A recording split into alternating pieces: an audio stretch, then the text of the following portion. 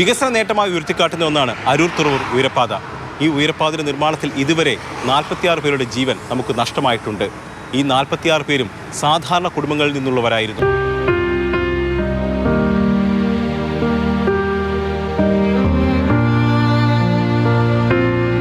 കോടന്തുരുത്ത് പഞ്ചായത്ത് 13-ാം വാർഡിൽ താമസിച്ചിരുന്ന ജോസഫ് റെജിനോളിൻ്റെ പിറന്നാൾ ദിനമായിരുന്നു ഈ വർഷം ഫെബ്രുവരി 11.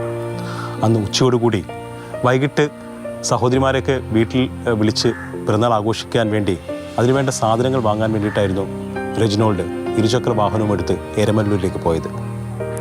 ഞാൻ തൊഴിലുറപ്പിൽ ഇവിടെ വന്നപ്പോഴാണ് ഇങ്ങനെ മാള് പറയണ ചേട്ടൻ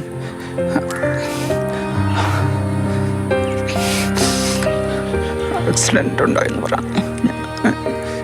അങ്ങനെ മരുവനായിട്ട് തുറവരായിട്ട് ചെന്നപ്പോഴത്തേക്ക് അവർ കൂട്ടുകാർ പറഞ്ഞ് മതിലകത്ത് കൊണ്ടുപോയെന്ന് പറഞ്ഞു. അപ്പം ഞാൻ പറഞ്ഞു എന്നാൽ മതിലകത്തേക്ക് പോകാമെന്ന് പറഞ്ഞപ്പോൾ അവർ പറഞ്ഞ് കാണിച്ചിട്ട് പോകണ്ട, അവൻ അവിടെ വെച്ച് തന്നെ തീർന്നു പോയെന്ന് പറഞ്ഞു.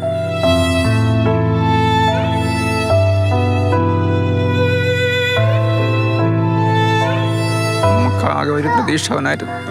അവൻ പോയി കഴിഞ്ഞപ്പോൾ പിന്നെ നമുക്ക് അവൻ്റെ മമ്മി ഇതൊരു വേറെ ജോലിക്ക് പോകാത്തതാണ്. ഇതോടുകൂടി അതിനും പോകണ്ടിട്ടോ, നമുക്ക് വേറെ വരുമാനമൊന്നുമില്ല. അവൻ്റെ വണ്ടി മോശം നന്നാക്കിയെടുത്ത് കാശുണ്ടാക്കിയതല്ല, അതാണ് അവൻ്റെ ജീവൻ. ആ വണ്ടി ഞാൻ കാണണം,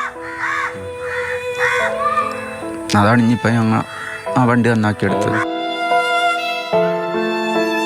അവൻ എപ്പോഴും ഇതുമേലെ നടക്കുള്ളൂ. ആ മരണവും ആ വണ്ടി കൊണ്ടാണ് പോയത്. ഒരു സാമ്പത്തിക സഹായം എങ്ങും നിന്നും കിട്ടിയിട്ടില്ല. അവൻ്റെ കമ്പനി വർക്ക് ചെയ്തതിൻ്റെ ഒരു 8 മാസത്തെ വർക്ക് ചെയ്തതിൻ്റെ PF പൈസ കിട്ടി, വേറെ ഒന്നും കിട്ടിയിട്ടില്ല. സർക്കാരിൻ്റെ ഭാഗത്ത് ഞങ്ങൾ കൊടുത്തിട്ടുണ്ടായിരുന്നു, കളക്ടറിലേക്ക് കൊടുത്തിട്ടുണ്ടായിരുന്നു. 10 മാസമാകുമ്പോൾ മരിച്ചിട്ട് ഇതുവരെ എൻ്റെ ഒന്നും വന്നിട്ടുമില്ല, അറിഞ്ഞിട്ടുമില്ല. ഈ കണ്ണീരിന് ആരാണ് സമാധാനം പറയുന്നത്? സർക്കാരോ അതോ ഈ ഉയരപ്പാത നിർമ്മാണ കമ്പനിയോ?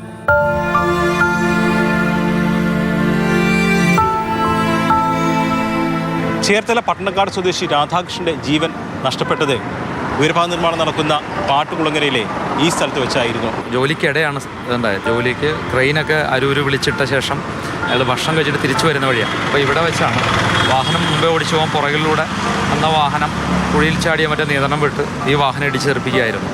വലിയൊരു ലോറിയായിരുന്നു. സ്പോട്ടിൽ തന്നെ മരണമടഞ്ഞു എന്നാണ് ഞങ്ങൾക്ക് മനസ്സിലാക്കാൻ സാധിക്കുന്നത്.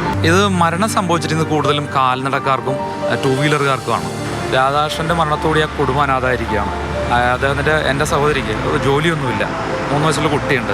ഇതുപോലെ തന്നെയാണ് എല്ലാവരുടെ സാഹചര്യങ്ങളും. നഷ്ടപരിഹാരം കിട്ടുന്നില്ല. ഒരു നഷ്ടപരിഹാരവും ഇത്തരം അപകട മരണങ്ങളിൽ കൊടുക്കാൻ ഈ കമ്പനി തയ്യാറല്ല. ഈ 46 എന്ന് പറയുന്നത് നമ്മുടെ നാട്ടുകാർ മരിച്ചതാണ്. ഇതിനൊപ്പം ജീവൻ നഷ്ടപ്പെട്ടു പോയ ഇതിൻ്റെ തൊഴിലാളികളുടെ എണ്ണമൊന്നും ഇതുവരെ പുറത്തു വന്നിട്ടില്ല. അത് ഈ കമ്പനി പുറത്തുവിടാൻ തയ്യാറല്ല.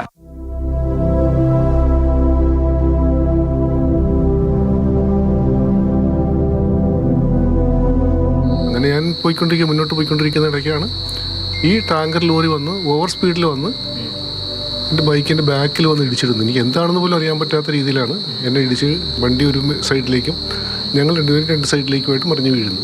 ഞാൻ എഴുന്നേറ്റ് എനിക്ക് എഴുന്നേക്കാൻ കൈയൊന്ന് പൊക്കാൻ പോലും എനിക്ക് സാധിക്കാത്ത അവസ്ഥയില്ല. എനിക്കൊന്ന് പിടിച്ചെഴുന്നേൽപ്പിക്കാൻ പറ്റുന്നില്ല. അപ്പോൾ കിടക്കുന്നത് ഞാൻ വിചാരിച്ച് ഞാൻ അവിടെ നിന്നവരോട് പറഞ്ഞൊരു ഇച്ചിരി വെള്ളം മുഖത്ത് തെളിക്കാനൊക്കെ പറഞ്ഞായിരുന്നു. പക്ഷെ ഞാൻ വിചാരിക്കും എനിക്കറിയാൻ പറ്റില്ല ഇങ്ങനെ ആള് പിന്നെ ഈ സ്പോട്ടിൽ മരിച്ചിരിക്കുന്നതെന്ന് എനിക്കറിയാൻ പറ്റില്ല. അത് പിന്നീട് അറിയുന്നത്.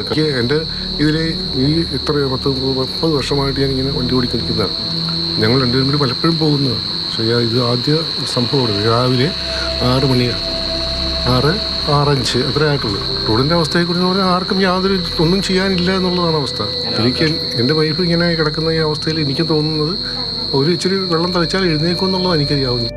ബിനു പാമ്പയ്ക്കൊപ്പം S. അരുൺ ശങ്കർ, മാതൃഭൂമി ന്യൂസ്, കൊച്ചി.